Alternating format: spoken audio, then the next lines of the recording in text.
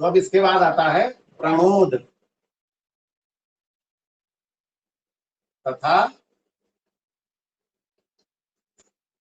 दाब। अब ये प्रणोद क्या होता है?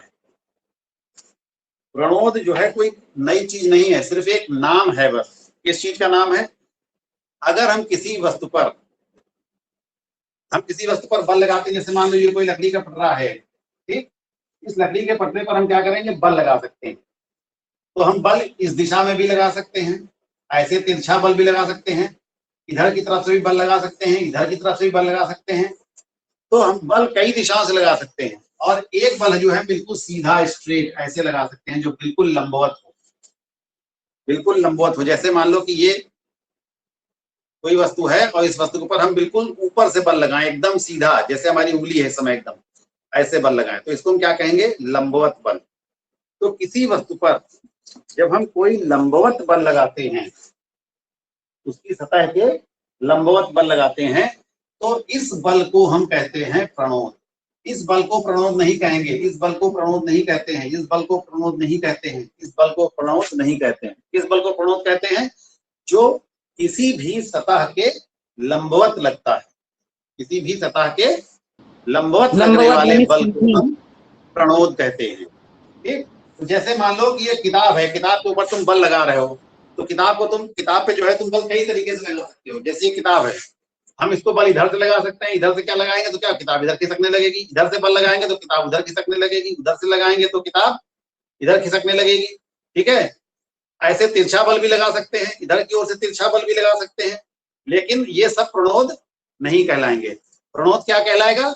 जब वो वस्तु पर बल एकदम सीधा लगाया जाएगा, यानी इस वस्तु को हम बिल्कुल सीधा बल लगाएंगे, इसके ऊपर लंबवत एकदम, जो हमारी उंगली का दिशा है जो नीचे की ओर, तो इस प्रकार के बल को हम कहेंगे प्रणोद। तो प्रणोद की परिभाषा क्या होती है? किसी भी वस्तु पर उसकी सतह के लंबवत लगने वाले बल को हम प्रणोद कहते हैं। आएगा समझ में? तो जो लंबवत बल लग रहा है, यानी लंबवत का मतलब जैसे ये इसकी सतह होगी तो 90 अंश के कोण पर, यानी ये कोण कितना होगा? 90 अंश का होगा, तो यानी समकोण होगा। तो सम पर जो चीज होती है उसको हम कहते हैं लंबवत। तो जब किसी वस्तु पर लंबवत कोई बल लगता है तो हम उसे कहते हैं कि इस पर क्या लग रहा है? प्रणोद लग रहा है। तो प्रणोद भी क्या है? एक प्रकार का बल ही है। जैसे बल कई प्रकार के होते हैं, ऐसे ही एक बल भी प्रणोद है। भार भी क्या है? एक प्रकार का बल है। भार भी तुमने क्या पढ़ा है? भार भी क्या है? एक प्रकार का बल है। ऐसे ही प्रणोद भी एक विशेष है, जो सभी दिशाओं से लगने वाला बल होगा तो उसको प्रणोद नहीं कहेंगे। जो केवल लंबवत बल लगेगा तो उसको हम केवल प्रणोद कहते हैं। तो किसी वस्तु की सतह के लंबवत लगने वाले बल को हम प्रणोद कहते हैं। फिर आती है बात दाब की। अब जैसे ये किताब है, इस किताब की लंबाई है 10 सेंटीमीटर और चौड़ाई है 5 सेंटीमीटर, तो इसका क्षेत्रफल कितना होगा? क्षेत्रफल बराबर होता है लंबाई गुणे चौड़ाई। तो इसका क्षेत्रफल हो जाएगा 10 गुणे 5, ये बराबर हो जाएगा 50। ठीक, मान लो ये सेंटीमीटर में है, ये सेंटीमीटर में लेते हैं, मीटर में कहते हैं। किताब की जगह कुछ और मान लो इसको, कि कोई और चीज है, ये मीटर में है, तो इधर से 5 मीटर है, तो ये क्या हो जाएगा? 50 मीटर स्क्वायर। तो क्षेत्रफल का मात्रक क्या होता है? मीटर स्क्वायर होता है। तो ये हो जाएगा 50 मीटर स्क्वायर, इसका क्षेत्रफल हो जाएगा। तो अगर हम इसके ऊपर से कोई बल लगाते हैं, यानी कोई प्रणोद लगाते हैं, तो ये प्रणोद अभी तो इसके पूरे पर लग रहा है, इस पूरी किताब पर बल लग रहा है एक साथ, इस पूरी किताब के इस पूरे क्षेत्रफल पर, यानी पूरे 50 मीटर स्क्वायर पर ये बल लग रहा है। इस किताब का क्षेत्रफल ये कितना है? ये किताब का क्षेत्रफल है 50 मीटर स्क्वायर, क्योंकि 10 मीटर लंबी है, 5 मीटर चौड़ी है, तो इसका क्षेत्रफल हो गया 50 मीटर स्क्वायर। तो ये जो हम बल लगा रहे हैं इस किताब के ऊपर से अपने हाथ से कस के किताब को दबा रहे हैं, तो जो हम ऊपर से बल लगा रहे हैं, तो ये बल कहाँ लगा रहे हैं? पूरी किताब पर लग रहा है। बल का प्रभाव कहाँ होगा? पूरी किताब पर आएगा, पूरी किताबों पर। हाँ, बल का जो प्रभाव पड़ेगा पूरे 50 वर्ग मीटर पर पड़ेगा, पूरी किताब पर इस बल लगेगा। तो यानी हम मान लो 10 न्यूटन, हम यहाँ पर बल लगा रहे हैं 100 न्यूटन का, ये मान लेते हैं, चलो हम 100 न्यूटन का बल इसके ऊपर लगा रहे हैं। कितने पर? कितने क्षेत्रफल पर लगा रहे हैं? 50 वर्ग मीटर पर, ये 50 मीटर स्क्वायर क्षेत्रफल पर, 50 मीटर स्क्वायर क्षेत्रफल पर हम लगा रहे हैं बल, कितना लगा रहे हैं, 100 न्यूटन का। तो यहाँ पर लिखो 50 मीटर स्क्वायर पर बल कितना लग रहा है, 100 न्यूटन का। तो यहाँ पर हमको ये देखना है कि 1 वर्ग मीटर पे कितना लगेगा, 1 मीटर स्क्वायर पे कितना आएगा इसका मान। 50 पे पूरा लग रहा है तो ये 100 है, तो इसका असर 1 वर्ग मीटर पे कितना पड़ेगा, इस 100 में से कितना हिस्सा 1 वर्ग मीटर के हिस्से में आएगा, है? तो हम क्या कर देंगे, 100 बटे 50, ये 0 0 कट जाएगा, 5 2 इधर, यानी 2 न्यूटन। तो 2 न्यूटन क्या हुआ प्रति मीटर स्क्वायर, प्रति माने 1 और मीटर स्क्वायर, यानी 1 मीटर स्क्वायर पर कितना बल लग रहा है, 2 न्यूटन का, 2 न्यूटन का। अगर ये 100, हाँ अगर ये 50 मीटर स्क्वायर इसका क्षेत्रफल है और इस पर हम 100 न्यूटन का बल लगा रहे हैं, तो इसमें जितने भी 1-1 मीटर के जितने भी टुकड़े बनेंगे, 1-1 मीटर के जितने भी टुकड़े बनेंगे, उस 1-1 मीटर के हिस्से पर कितना बल बटेगा, सबको 2 न्यूटन का, कितना बटेगा, 2 न्यूटन बल सबको बराबर बराबर बढ़ जाएगा पूरी किताब पे, 2 न्यूटन मीटर पर, हाँ 2 न्यूटन मीटर के हिसाब से, 2 न्यूटन प्रति मीटर स्क्वायर के हिसाब से पूरा बल सब किताब पर पड़ेगा। तो यानी इसका मतलब होगा जो पूरी सतह पर हम लगा रहे थे 100 न्यूटन क्या है, इसका प्रणोद है, 100 न्यूटन क्या है, 100 न्यूटन क्या हमने लगाया, इसके ऊपर प्रणोद लगाया। लेकिन इस किताब पर दाब कितना लगा, दाब वही होगा जो 1 मीटर स्क्वायर पर लगेगा, यानी एकांक क्षेत्रफल पर, एकांक क्षेत्रफल पर जो लगेगा, यानी 1 मीटर स्क्वायर पर कितना पड़ेगा, 2 न्यूटन। हम लगा रहे हैं पूरी किताब पर, फिर से ध्यान से सुनो, हम लगा रहे हैं पूरी किताब पर बल लगा रहे हैं, और किताब का क्षेत्रफल कितना है, किताब का क्षेत्रफल है 50 मीटर स्क्वायर, किताब का क्षेत्रफल है 50 मीटर स्क्वायर। तो ये बल जो है 1 मीटर स्क्वायर पे कितना आ रहा है, यानी एकांक क्षेत्रफल। अगर हम क्षेत्रफल को मीटर में लिखते हैं, मीटर स्क्वायर भी लिख सकते हैं, क्षेत्रफल हमारा सेंटीमीटर स्क्वायर में भी हो सकता है, क्षेत्रफल हमारा किलोमीटर स्क्वायर में भी हो सकता है, लेकिन जो भी हम मात्रक लेंगे क्षेत्रफल का, उस मात्रक का एक का मतलब होता है, इसीलिए हम इसको कहते हैं एकांक क्षेत्रफल, एकांक क्षेत्रफल। तो यानी हम यहाँ पर क्षेत्रफल हमने काहे में लिया था, इस किताब का मीटर में लिया था, इसको हमने कहा था कि ये 10 मीटर है और 5 मीटर है, तो ये यहाँ पर मात्रक क्या है हमारा, 10 मीटर, मीटर का मात्रक हम लेके चल रहे हैं। इसका मतलब ये हुआ कि 1 मीटर स्क्वायर पे कितना लगा। अगर हम इसको सेंटीमीटर लेते तो हम ये कहते हैं कि 1 सेंटीमीटर स्क्वायर पर कितना लगा। ठीक है सर, जितना मात्रक जो भी हम मात्रक लेंगे उसको हम क्या कह देंगे, फिर एकांक कहेंगे। जब परिभाषा कहेंगे तो क्या कहेंगे, एकांक, एक अंक क्षेत्रफल पर कितना बल लग रहा। तो एकांक क्षेत्रफल पर लगने वाले प्रणोद को हम दाब कहते हैं। देखो पूरे पर लगने वाले को हम प्रणोद कहते हैं, पूरे क्षेत्रफल पर लगने वाले बल को हम प्रणोद कहते हैं, लेकिन एकांक क्षेत्रफल पर लगने वाले बल को हम, एकांक क्षेत्रफल पर लगने वाला जो प्रणोद है या बल है, जो भी कह लो, तो उसको हम क्या कहते हैं, दाब कहते हैं। तो ये दाब कैसे निकाला जाएगा, दाब बराबर हो जाएगा जितना बल है और जितना क्षेत्रफल है, क्षेत्रफल जिसको क्या करेंगे, भाग कर देंगे, तो ये क्या निकल आएगा, एकांक क्षेत्रफल पर लगने वाला बल निकल आएगा दाब। तो दाब की परिभाषा क्या हुई, एकांक क्षेत्रफल पर लगने वाले बल को हम दाब कहते हैं, या एकांक क्षेत्रफल पर लगने वाले प्रणोद को हम दाब कहते हैं। एकांक क्षेत्रफल जरूरी है सर, क्योंकि पूरे क्षेत्रफल पर अगर हो जाएगा तो क्या कहलाएगा, वो फिर प्रणोद कहलाएगा, वो फिर दाब नहीं कहलाएगा। दाब क्या होगा, एकांक क्षेत्रफल पर जो बल जो आएगा बल का हिस्सा, वो कहलाएगा उसका दाब। तो ये बात समझ में आई। तो ये तुम्हारा सूत्र बन के आ गया, दाब बराबर क्या बना सूत्र, इसको याद कर लो, दाब बराबर बल बटे क्षेत्रफल, दाब बराबर बल बटे क्षेत्रफल। दाब को हम अंग्रेजी में इसको P अक्षर से प्रदर्शित करते हैं, दाब को हम किससे प्रदर्शित करते हैं, P से। ये P बराबर हो जाता है, बल को किससे करते हैं, F से, बल को तो हम F से प्रदर्शित करते हैं ना, यस सर। और क्षेत्रफल को क्या कहेंगे, एरिया, उसको कैपिटल ए से प्रदर्शित करते हैं। तो एक सूत्र बन जाता है, चाहे दाब बराबर बल बटे क्षेत्रफल कहो या P बराबर F बटे ए कहो। तो ये सूत्र तुम्हारा बन गया P बराबर F बटे ए, या हिंदी में कहेंगे तो दाब बराबर बल बटे क्षेत्रफल। अब हमने तुमको एक बात और बताई थी कि जो चीज ऊपर होती है वो इधर वाली राशि के समानुपाती कहलाती है, और जो नीचे होती है वो क्या कहलाती है, जो ऊपर है वो तो समानुपाती कहलाएगी, जो नीचे होती है वो क्या कहलाती है, वित्त क्रमानुपाती। हैं? क्या कहलाती है, वित्त क्रमानुपाती।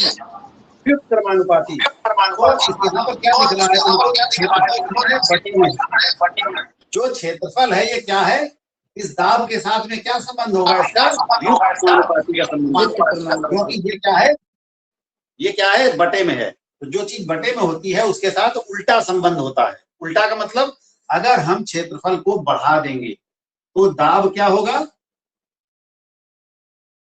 बढ़ाने का उल्टा क्या होगा, घटाना। यानी अगर हम क्षेत्रफल बढ़ाएंगे तो दाब क्या होगा, घट जाएगा, और क्षेत्रफल को घटाएंगे तो दाब जो होगा बढ़ जाएगा। बल उतना ही रहेगा तब भी।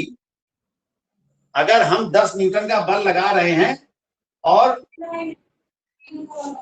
5 मीटर स्क्वायर के क्षेत्रफल पर लगा रहे हैं तो दाब कितना आएगा, 2। और अगर इसी 5 को हम बढ़ा दें, यानी 10 कर दें, इस क्षेत्रफल को हम बढ़ा करके 10 कर दें, तो ये दाब कितना हो जाएगा, 1। तो देखो हमने फल को बढ़ाया, दाब इसके क्षेत्रफल को बढ़ाया तो दाब क्या हुआ, कम हो गया। पहले कितना था, पहले 5 था, तब ये दाब कितना था, 2 था। जब 5 था तो ये 2 था, जब 10 हो गया तो कितना हो गया, 1 हो गया। यानी यहाँ दिख रहा है साफ साफ तुम्हें कि जब हम नीचे वाली राशि को बढ़ाते हैं तो ये दाब का मान क्या हो जाता है, कम हो जाता है। यानी क्षेत्रफल और दाब जो होते हैं वो एक दूसरे के कैसे हो गए, व्युत्क्रमानुपाती। इस चीज को तुम्हें अभी आगे बहुत देर तक याद रखना है, क्योंकि अभी कई उदाहरण ऐसे हम बताएंगे जिनमें तुमको ये चीज ध्यान रखनी है कि क्षेत्रफल जो होता है वो दाब का व्युत्क्रमानुपाती होता है। यानी क्षेत्रफल बढ़ाने पर दाब घट जाता है, क्षेत्रफल घटाने पर दाब बढ़ जाता है। ठीक, लेकिन बल के साथ क्या होगा, बल तो ऊपर लिखा हुआ है, बटे के ऊपर लिखा है, तो ऊपर वाली संख्या जो होती है सीधे सीधे समानुपाती होती है। यानी अगर हम बल बढ़ाएंगे और क्षेत्रफल अगर उतना ही रहे, क्षेत्रफल को ना घटाएं बढ़ाएं, तो अगर हम बल बढ़ाएंगे तो दाब बढ़ जाएगा, बल घटाएंगे तो दाब घट जाएगा। क्षेत्रफल उतना ही रहे तो बल बढ़ाने पर दाब बढ़ जाएगा, बल घटाने पर दाब घट जाएगा। तो ये संबंध कैसा हुआ, समानुपाती का संबंध हुआ। तो ये बल के समानुपाती होता है दाब, वो दाब जो है वो बल के समानुपाती होता है तथा क्षेत्रफल के समानुपाती होता है।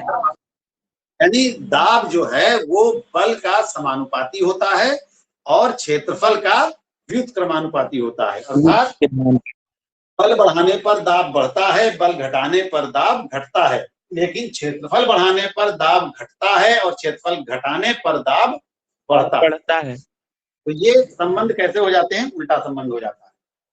समझ में आई बात ये? जी सर। तो ये सूत्र तुम्हारा हो गया, दाब बराबर बल बटे क्षेत्रफल। तो दाब का मात्रक क्या होगा, दाब का मात्रक बराबर हो जाएगा, दाब का मात्रक ये बराबर हो जाएगा बल बटे क्षेत्रफल, है ना। तो बल का मात्रक लिख दो, क्षेत्रफल का मात्रक लिख दो। बल का मात्रक क्या होगा, बल का मात्रक न्यूटन, और बटे क्षेत्रफल का मात्रक, क्षेत्रफल का मात्रक। तो बल का मात्रक क्या होता है, बल का मात्रक होता है, और क्षेत्रफल का मात्रक जो उसका रहेगा मीटर का रहेगा, मीटर रहेगा या क्या बन गया, न्यूटन प्रति मीटर स्क्वायर, प्रति मीटर स्क्वायर। इसको ऐसे भी लिखा है एन बटे एम स्क्वायर। दो तरीके से लिखा जा सकता है, न्यूटन मीटर स्क्वायर। बटा चुके बटे वाली लाइन सीधे सीधे लिखेंगे अभी तुमको बताया था हमने, जब बटे वाली यस संख्या सर जी, न्यूटन मीटर में क्या होता है, तो घात में 10 हो जाएगी।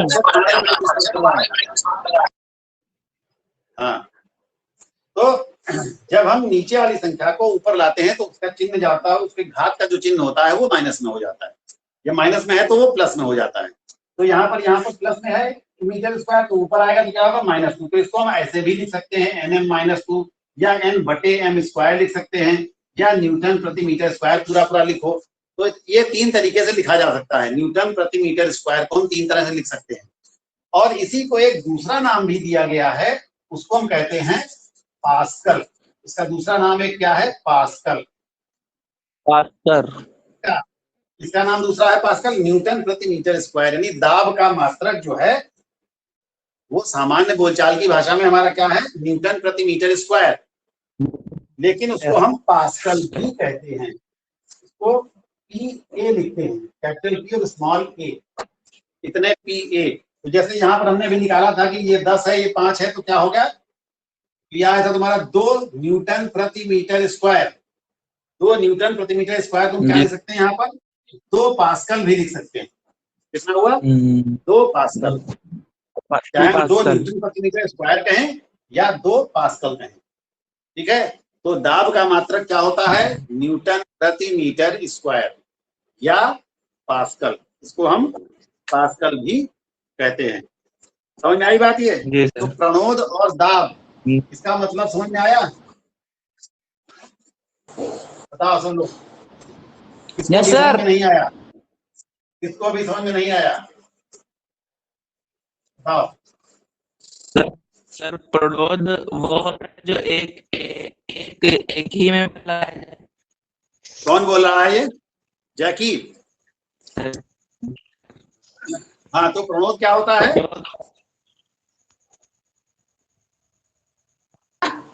क्या भैया बोलो, प्रणोद का मतलब क्या समझे तुम? थोड़ा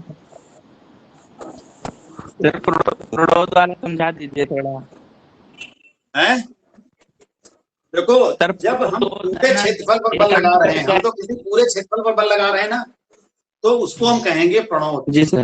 किसी भी सतह पर जब हम बल लगाते हैं तो उसको हम कहते हैं प्रणोद, जो लंबवत बल लगता है। किसी भी सतह के लंबवत लगने वाले बल को हम प्रणोद कहते हैं। लेकिन यही बल एक निश्चित क्षेत्रफल पर, यानी एकांक क्षेत्रफल पर जो बल होता है उसको हम कहते हैं दाब। एकांक क्षेत्रफल पर जो बल लगता है उसको हम दाब कहते हैं। और संपूर्ण क्षेत्रफल पर जो बल लग रहा है, लंबवत शब्द जरूरी है, किसी भी दिशा में लगने वाला बल दाब नहीं कहलाएगा। लंबवत लगने वाले, सतह के लंबवत लगने वाले बल को हम दाब कहते हैं। एकांक क्षेत्रफल पर लंबवत लगने वाले बल को हम दाब कहते हैं। आई बात समझ में? किसी भी वस्तु के एकांक क्षेत्रफल पर सतह के लंबवत लगने वाले बल को हम दाब कहते हैं, और किसी भी सतह के क्षेत्रफल पर लंबवत लगने वाले बल को हम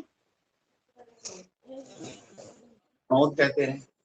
एकांक क्षेत्रफल पर लगने वाले बल को दाब कहते हैं, और संपूर्ण क्षेत्रफल पर लगने वाले बल को हम प्रणोद कहते हैं। ये बात समझ में आई? और दाब जो होता है वो क्षेत्रफल का व्युत्क्रमानुपाती क्रमानुपाती होता है, यानी दाब क्षेत्रफल बढ़ाएंगे तो दाब घट जाएगा, क्षेत्रफल घटाएंगे तो दाब बढ़ जाएगा। ये बात समझ में आई? तो दाब जो है किसका है, दाब और क्षेत्रफल में क्या संबंध होगा? दाब और क्षेत्रफल में व्युत्क्रमानुपाती क्रमानुपाती का संबंध होगा, यानी दाब बढ़ाएंगे तो क्षेत्रफल जो होगा वो क्या होगा, घटेगा। क्षेत्रफल बढ़ाएंगे तो दाब क्या होगा, घट जाएगा, और क्षेत्रफल घटाएंगे तो दाब बढ़ जाएगा। अब इसका हम कई जगहों पर उपयोग करते हैं। कैसे कैसे हम इसका उपयोग करते हैं, दाब और बल का? कई जगहों पर हम डेली अपने यूज में भी करते हैं। जैसे हमें कील गाड़ते हैं जमीन, दीवार में कील गाड़ते हैं, तो कील जो होती है वो कैसी होती है, वो नुकीली होती है कि नहीं? ऐसे करके कील होती है, तो उसके सिरे पर क्या होती है, ऐसे करके नोक बनी होती है कि नहीं? जी सर। कील नुकीली होती है ना। दीवार में जो हम कील गाड़ते हैं वो नुकीली रखते हैं ना, नुकीली कील हम ढूंढ के लगाते हैं दीवार में। क्यों लगाते हैं नुकीली कील? क्योंकि जब कील नुकीली होगी तो इसकी नोक का जो क्षेत्रफल होगा वो कम होगा। अगर इस कील को हम ऐसी कील ले ले कोई, ऐसी कील ले लें जिसकी सतह पे नोक ना बनी हो, ऐसे चौड़ी चौड़ी हो ये कील। इसको हम ठोकेंगे तो हमको ज्यादा ताकत लगानी पड़ेगी, इसको ठोकने में हमको ज्यादा जोर से मारना पड़ेगा, तब ये ठुक पाएगी। लेकिन अगर कील नुकीली होगी तो क्या होगा, वो अगर कील नुकीली होगी तो हल्की सी चोट मारने पर ही वो तुरंत अंदर दीवार में घुस जाएगी, होगा ना। अगर कील नुकीली होती है तो क्या होगा, आसानी से दीवार में गड़ जाती है। और अगर कील मोटी होती है, उसकी सतह जो आगे चपटी होती है अगर, तो वो कील दीवार में आसानी से नहीं लगती है। क्यों? क्योंकि कील नुकीली होने के कारण इसकी सतह का क्षेत्रफल जो होगा, देखो तो केवल इतना होगा, इसकी सतह का क्षेत्रफल केवल इतना होगा, और इसकी सतह का क्षेत्रफल कितना है, इतना है। तो जब यहाँ पर क्षेत्रफल कम होगा तो जो हम बल लगाएंगे उससे दाब क्या होगा, ज्यादा पड़ेगा। जब हम उसको ठोकेंगे तो हम यानी बल लगा रहे हैं उसके ऊपर, तो इस पर दबाव कितना पड़ेगा, ज्यादा पड़ेगा। क्षेत्रफल कम होने पर दाब बढ़ जाता है, और क्षेत्रफल ज्यादा होने पर दाब घट जाता है। जितनी जोर दोनों को हम बराबर ताकत से मारेंगे तो ये कील ज्यादा गहराई तक जाएगी, ये हो सकता है घुसा ही ना दीवार में, होगा ना। बताओ, ऐसा तुमने देखा है कि नहीं देखा है? Yes sir. हम कभी कभी कागजों पर आलपिन लगाते हैं, तो अगर आलपिन में नोक ना हो तो आलपिन जल्दी कागज में घुसती नहीं है। हम बहुत ताकत लगानी पड़ती तब घुसती है, जमीन में उसको अड़ा करके खूब कस के दबाव तब उसमें घुसती है, होता है कि नहीं। अगर 4-5 कागज हैं हमारे हाथ में, उनको हमको पिन लगाना है, और पिन में जो नोक ना हो अगर आलपिन में, तो आलपिन कागजों में लगानी मुश्किल होती है कि नहीं। Yes sir. लेकिन अगर वही आलपिन नुकीली होती है, एकदम महीन नोक होती है, सुई जैसी एकदम, तो क्या होता है, वो आसानी से कागजों के बीच में घुस जाती है। बहुत हल्का सा दबाएंगे वो भग से घुस जाएगी अंदर, और कागज में आलपिन लग जाएगी। तो यानी मतलब क्या हुआ, जितनी महीन नोक होगी क्षेत्रफल उतना ही कम होगा, क्षेत्रफल क्या होगा, उतना ही कम होगा। तो क्षेत्रफल कम होने के कारण क्या होगा, हमको कम बल लगाना पड़े, कम बल लगाने से ही दाब ज्यादा पैदा होगा। क्षेत्रफल जब कम होगा तो दाब क्या होगा, बढ़ जाएगा। तो ज्यादा दबाव लगने के कारण फिर वो आराम से घुस जाती है। तो कील जो होती है वो नुकीली होना ज्यादा फायदेमंद होता है हमारे लिए। अगर हमको दीवार में कील लगानी है तो इसीलिए हम सदैव नुकीली कील ही ढूंढते हैं कि आसानी से, जिससे कि वो घुस जाए, ठीक है। यदि यहाँ पर तुमने क्या देखा कि अगर क्षेत्रफल कम है तो दाब क्या होता है, ज्यादा पड़ता है, और ज्यादा दाब पड़ने के कारण कील जो होती है वो आसानी से दीवार में घुस जाती है। हो गया ना, समझ में आई बात? Yes sir. दूसरा एक तुम्हारे डेली का उदाहरण क्या है, रोजमर्रा का उदाहरण है कि जब तुम कंधे पर एक बैग टांगते हो, नहीं समझ में आया। कंधे पर बैग टांगते हो। अब दूसरा उदाहरण देखो, भी उससे समझ में आ जाएगा। कंधे पर एक बैग टांगते हो, यस सर। हाँ टांगते हैं। तो उस बैग की पट्टियां अगर चौड़ी हो तो तुम्हें यहाँ पर दबाव कम लगता है, गलती कम है जरा, होता है कि नहीं। Yes sir. लेकिन अगर वही पतली डोरी हो तो वो ज्यादा गलती है। Yes sir. अगर बस्ता तुम्हारा भारी होगा, बहुत सारी किताबें कापी उसमें भरी होंगी, तो उतनी ही कापी किताबों में अगर डोरी बंधी होगी बस्ते में तो क्या होगा, यहाँ पर ज्यादा गड़ेगी तुम्हारे कंधे पर। और अगर चौड़ा पट्टा लगा होगा यहाँ पर दोनों तरफ, तो वो उस पर दबाव कंधे पर कम पड़ेगा। होता है कि नहीं होता है, महसूस किया कभी नहीं? Yes sir.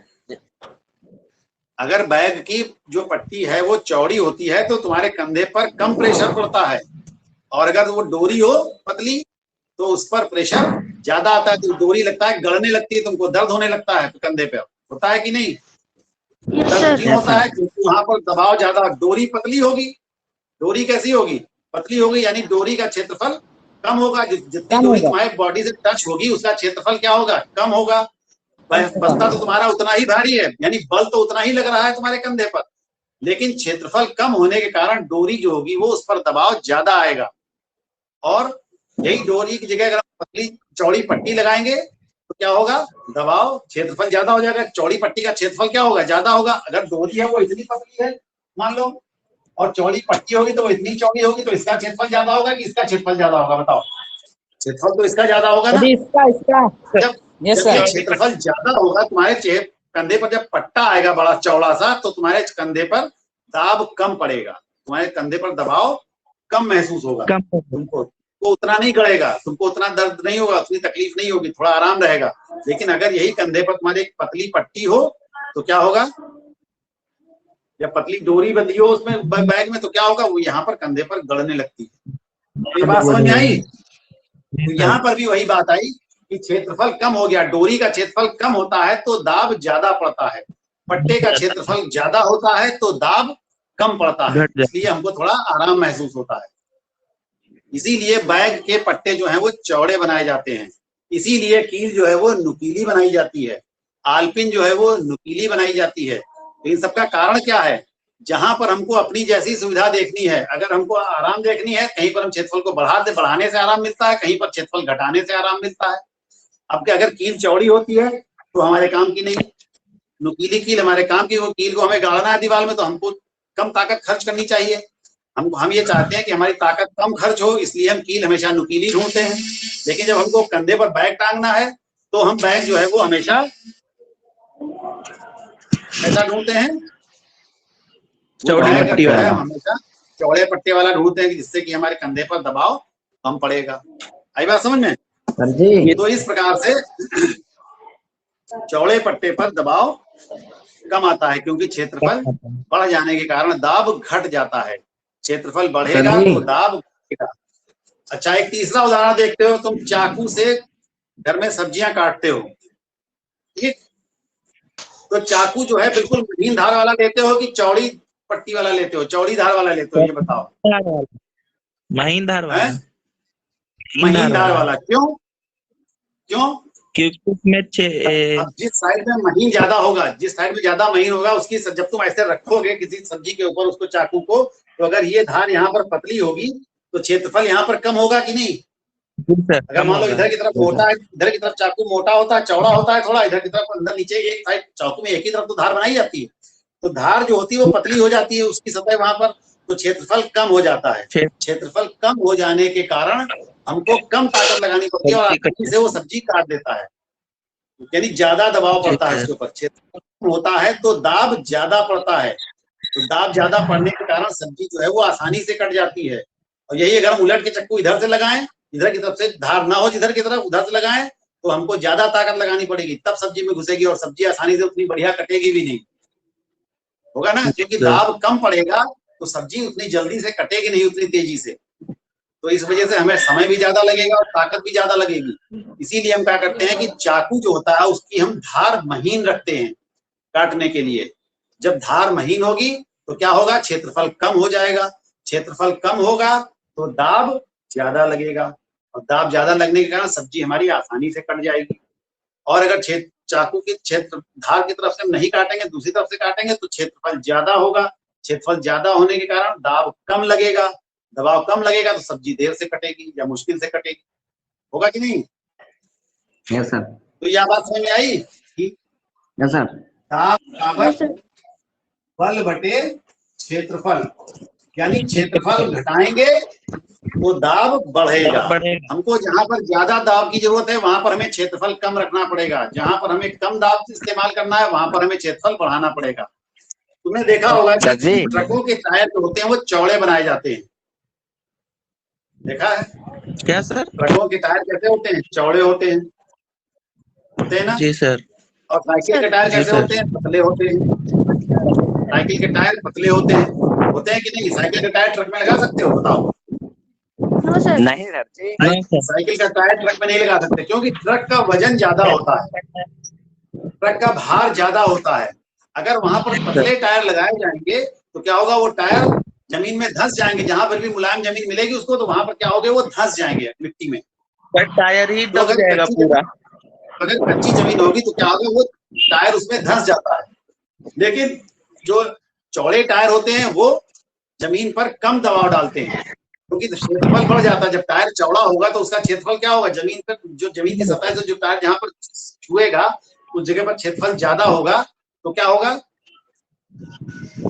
दाब कम पड़ेगा, दाब कम पड़ेगा तो वो जल्दी धंसेगा नहीं जमीन में। तो इस वजह से टायर जो होते हैं ट्रकों के वो चौड़े बनाए जाते हैं। तुम बालू पर चलते हो, बालू पर जब हम चलते हैं तो हमारा पैर जो होता है जमीन में धंस जाता है। जब बालू पर चलते हो तो क्या होता है, पैर जमीन में घुस जाता है, बालू में घुस जाता है ना। तो ज्यादा बालू भरी उसके बाद तुम चलो तो क्या होता है, जैसे तुम पैर रख के दबाव डालोगे तो क्या होगा, पैर घुस जाएगा बालू के अंदर, तुम जल्दी जल्दी बालू के दौड़ नहीं सकते हो, बालू के ऊपर तुम तेजी से दौड़ नहीं सकते हो। लेकिन अगर तुम्हारे चप्पल चौड़े हो तो पैर उतनी उतनी गहराई तक नहीं, उतनी जल्दी नहीं घुसेगा बालू के अंदर। अगर तुम्हारी चप्पल चौड़ी कर दी जाए, चप्पल का क्षेत्रफल बढ़ा दिया जाए, तो बालू में तुम्हारा पैर जल्दी नहीं धंसेगा। बालू में तुम्हारा पैर जो होगा वो जल्दी नहीं धंसेगा। समझ में आई बात? यानी क्षेत्रफल बढ़ा देंगे तो दाब कम लगेगा, दाब कम लगेगा तो पैर जल्दी अंदर बालू के भीतर नहीं धंसेगा। और अगर चप्पल पतली रहेगी तो क्या होगा, दबाव ज्यादा पड़ेगा तो क्षेत्रफल कम हो जाएगा, तो दबाव ज्यादा महसूस होगा। इस वजह से पैर जो होगा वो बालू में धंस जाएगा। तो ऊंट के पैर इसीलिए चौड़े चौड़े से होते हैं। ऊंट जो होता है, ऊंट बालू में चलता है कि नहीं? ऊंट के पैर जो होते हैं उसका तलवा जो होता है बहुत चौड़ा होता है, तो इस वजह से होते हैं। तो चौड़े होने के कारण क्या होता है, वो बालू में चलता है तो उसके पैर जल्दी बालू में धंसते नहीं है। नहीं। पतले पतले पैर होते हैं तो उसके क्या होते हैं, बालू में अगर गाय भैंस होता है पतले पतले पैर होते तो धंस जाते हैं आसानी से। तो ऊंट के पैर का जो तलवा होता है नीचे का वो चौड़ा होता है, तो इस वजह से उसको बालू पर चलने में आसानी होती है। हम लोग नहीं चल पाएंगे, हमारे पैर के तलवे जो है पतले हैं, चपटे हैं, उनका क्षेत्रफल कम होता है, इस वजह से हम लोगों के पैर बालू में धंस जाते हैं। ऊंट के पैर बालू में जल्दी धंसते नहीं है या कम धंसते हैं, तो आसानी से वो चल लेता है। तो ये सब कुछ उदाहरण थे जो तुमने समझे कि जहां पर क्या होता है कि क्षेत्रफल घटाने पर दाब बढ़ जाता है और क्षेत्रफल बढ़ाने पर दाब घट जाता है। तो आई बात समझ में? हैं? तो आज तुमने क्या क्या पढ़ा? प्रमाणवत पढ़ा और दाब पढ़ा। दाब का मात्रक क्या होता है? न्यूटन प्रति मीटर स्क्वायर। ठीक है, तो ये अच्छा। तो अब हमको कहाँ पर किसी यंत्र में कौन सा चीज हमको कैसे इस्तेमाल करनी, ये हम किस पर निर्भर करेगा कि हमको क्या रिक्वायरमेंट है, हम क्या चाहते हैं। जब हम कील को गाड़ना चाहते हैं तो हम नुकीली कील ढूंढते हैं, और जब हम बैग टांगना चाहते हैं चौड़ा पट्टा ढूंढते हैं। चौड़ी पट्टी। तो इसलिए जिससे कि हमारे शरीर पर दबाव कम लगे, तो कहीं पर हम क्षेत्रफल को बढ़ा करके दाब कम करते हैं, कहीं पर क्षेत्रफल को घटा करके दाब को बढ़ाते हैं। जैसी आवश्यकता होती है हमारी उस हिसाब से हम अपना काम कर लेते हैं। तो इतना समझ में आ गया आज? जी sir. Yes sir. Yes sir. ठीक है, आज फिर इतना ही रखते हैं। इसके बाद फिर अब आज के बाद इसके आगे का हिस्सा आज इतना ही, इसके आगे का हिस्सा फिर अब कल पढ़ाएंगे।